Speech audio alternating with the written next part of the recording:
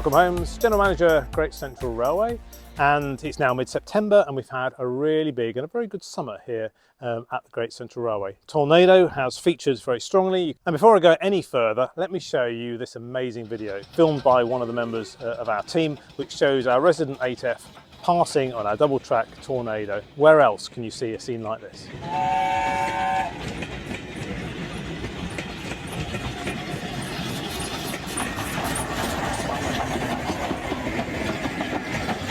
Tornado's been with us throughout the whole of the summer. It's done some 60-mile-an-hour running and various other bits of testing and finishing off of its overhaul work, and really would like to thank the A1's Team Trust for putting their trust in us and bringing the loco to the Great Central Railway. It's been really fantastic to have it here and very popular again with our supporters.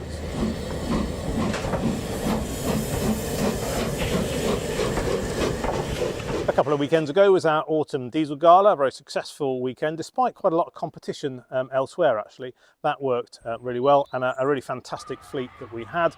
We did a few innovative things at that diesel gala as well. We had cab rides back again, which were pretty much sold out, very, very popular. And we also tried brake van rides, and that is a bit of a taster as to what's likely to come in the autumn, as we'll be rolling out brake van rides more regularly going forwards. So watch this space, something there to look forward to. If you've listened to me talk before, you'll know that I'm a huge fan of working ever more closely with the Great Central Railway in Nottinghamshire and our friends at Ruddington. And the Diesel Gala was another opportunity to do just that. They chose that weekend to run their first train in over 4 years, since before the pandemic. And I went up and joined Andy Fillingham, my colleague there, to observe and even participate in one of their first trains. Really fantastic to see. And it also provided another opportunity for us to reunify the Great Central Railway by running a row replacement bus service from Quorn to Ruddington, which again proved really popular. And we're already planning when we're going to do this a number of times next year. At the same event, Ruddington opened building number 4, which is a new carriage shed which also doubles as an undercover events arena. And during that weekend, it was used as the stage for the Rail Ale event. And that building is going to be a really fantastic asset, especially when we've got an 18-mile railway for it to serve. And talking of real ale, we've got our own beer, ale and gin festival coming back to the railway just this coming weekend from the 20th to the 21st. That's Friday to Sunday, and we'll be at 3 sites. Loughborough, Quorn and Rothley will all have beer and cider on sale, with a gin, rum and cocktail bar this year for the first time at Quorn. Live music Friday and Saturday at Quorn. Do come down and have a beer or two. Immediately after the beer festival, we'll be waiting for locos to arrive, so look out for this star guest at our forthcoming autumn theme gala from the 4th to the 6th of October, Thursday to Sunday. Please do come down, support us and enjoy the show.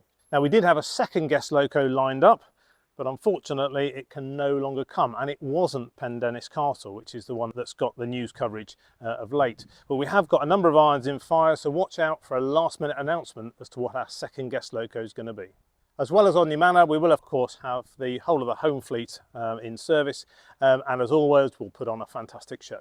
Now, talking about steam locomotives, people often ask me about the restoration projects that we've got underway, and the 2 big ones for us of course are the 04 and Oliver Cromwell. Both of those locos belong to the National Collection, and we're really proud to work alongside the National Railway Museum in looking after these locomotives for the long term. Starting with Oliver Cromwell, the boiler is away at Tynesy Locomotive Works being sorted, and that's expected back with us in the coming weeks, and not long until we'll see the boiler back. Now, on one of those locos, everything hangs off the boiler, so once the boiler's back, it'll soon come back together. So look out for that returning into action at some point next year. I'm very excited we are about seeing that loco back in steam. The 04 is also making really good progress, so having a bit of a push now to get that one back into service during the next few years. Much of the work for the wheels and axle boxes have now been completed, and then in the weeks ahead we'll have a rolling chassis once again, and then we'll be really pushing ahead with fundraising to get the rest of the work done. So watch out for more news on that coming soon.